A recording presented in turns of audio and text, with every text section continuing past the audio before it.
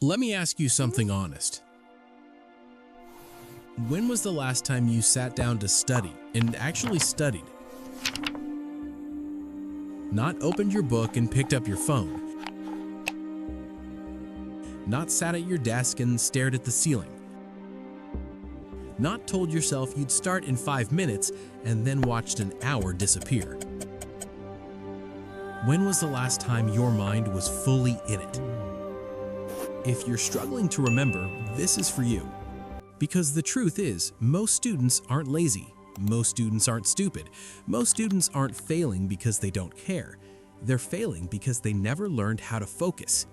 And nobody told them that focus is a skill, not a personality trait, not something you're born with, not something that just shows up when exams are close. It's a skill, and like every skill, it can be trained. But first, we need to talk about what's actually happening to you every single day. You wake up, maybe early, maybe late, and before your eyes are even fully open, your hand is already reaching for your phone. Instagram, Snapchat, YouTube, TikTok, notifications, messages, reels, memes. And just like that, your mind is gone. You haven't even stood up yet. You haven't had water. You haven't taken a single breath of fresh air, but your brain is already flooded. 50 different thoughts from 50 different strangers poured straight into your head before you even brushed your teeth. And then you wonder why you can't concentrate by noon. This is the trap, and almost every student is caught in it. The phone isn't evil, social media isn't the villain, but the way you're using it is silently destroying your ability to focus. Every time you scroll, your brain gets a tiny hit of dopamine, a small reward, a moment of stimulation, and your brain loves it. So it starts craving it, it starts expecting it, it starts needing it just to feel normal. And then when you sit down to study, silence feels unbearable, stillness feels wrong, one page of a textbook feels impossible.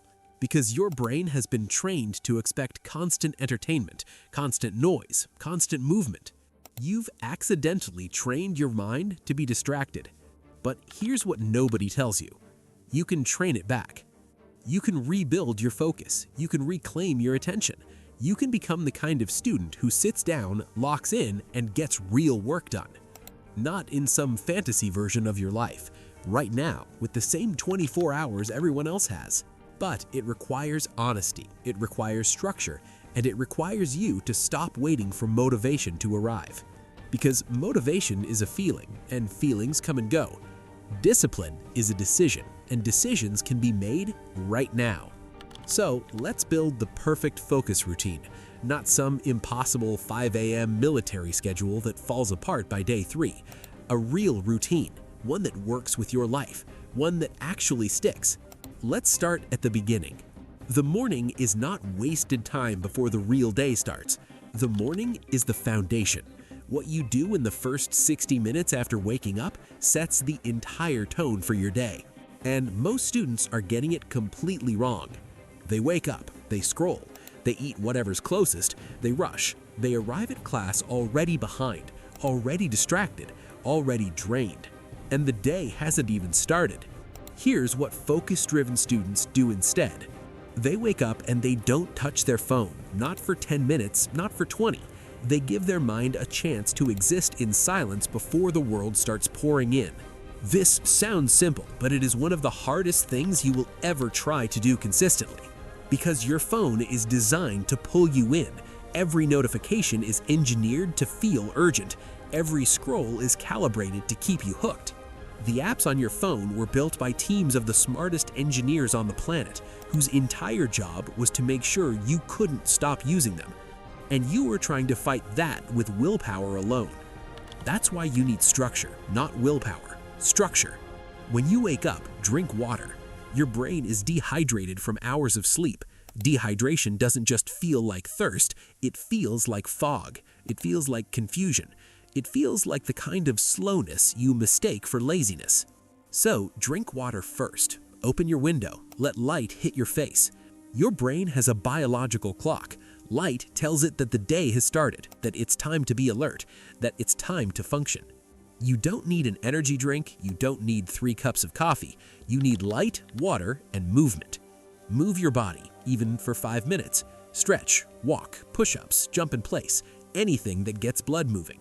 Because your brain runs on oxygen, and when you move, your heart pumps more blood, which carries more oxygen, which reaches your brain faster. 5 minutes of movement in the morning is worth more than 30 minutes of staring at your desk, willing yourself to focus. Now you eat. Not heavy, not oily, not the kind of food that sends your body into digestion overdrive for 2 hours. Something light, something real. Eggs, oats, fruit, a simple smoothie. Something that gives your brain glucose without crashing it 30 minutes later. Because when you skip breakfast, your brain is running on empty, and you'll spend your whole morning trying to think clearly through a fog you don't even realize is hunger.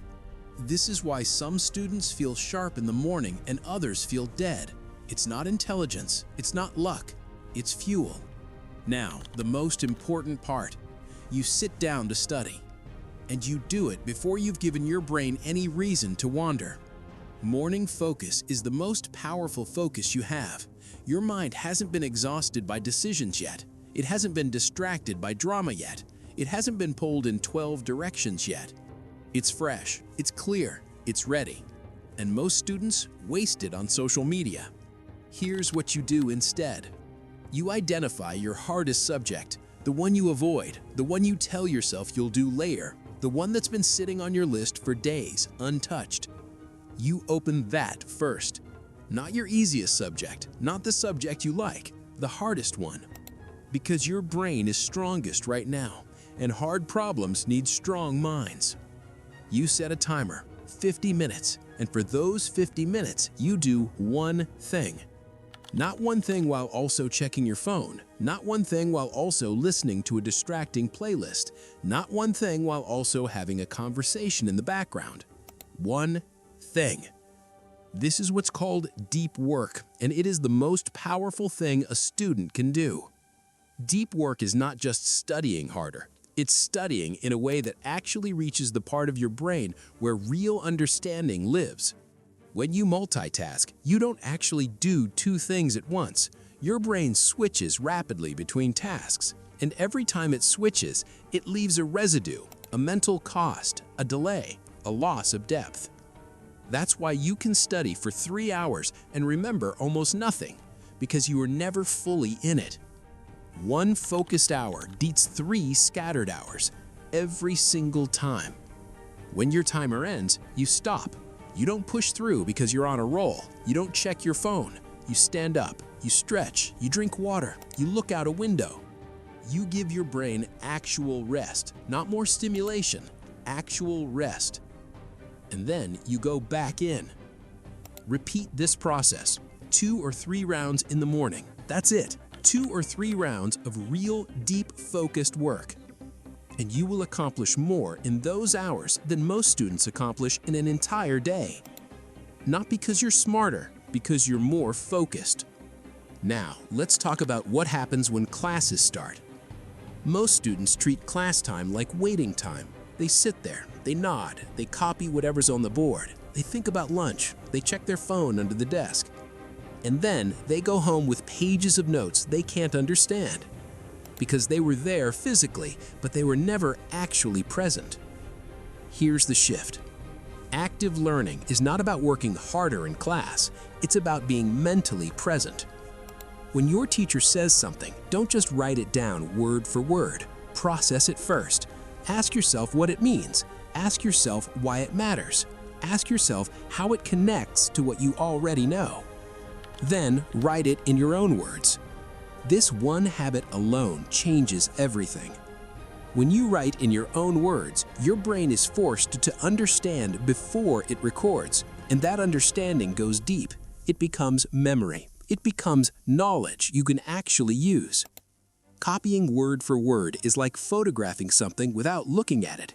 You have the image, but you don't have the experience. After every class, take 2 minutes, just 2 minutes, and write down or say out loud the 3 most important things you just learned. No notes, no textbook, just your memory. Whatever comes out, that's what your brain actually kept. And whatever you can't remember, you know exactly what to review. This habit takes 2 minutes, but it does the work of a 30-minute revision session. It's like learning something twice without any extra effort. Now, lunch. Lunch is not just food. Lunch is a decision about the rest of your afternoon. A heavy, oily meal at noon sends your energy into your stomach. Your body starts working overtime to digest. Blood flow shifts away from your brain, and 45 minutes later, you're sitting at your desk wondering why your eyes keep closing. It's not weakness, it's biology, but you can work with your biology instead of against it. Eat something lighter, protein, vegetables, a small amount of complex carbs, enough to fuel you, not enough to slow you down. Controlled, and after you eat, rest. Not scrolling, not a 2-hour nap that leaves you groggy and disoriented. A real, deliberate 15 to 20-minute rest. Eyes closed, mind quiet. This is not laziness, this is recovery.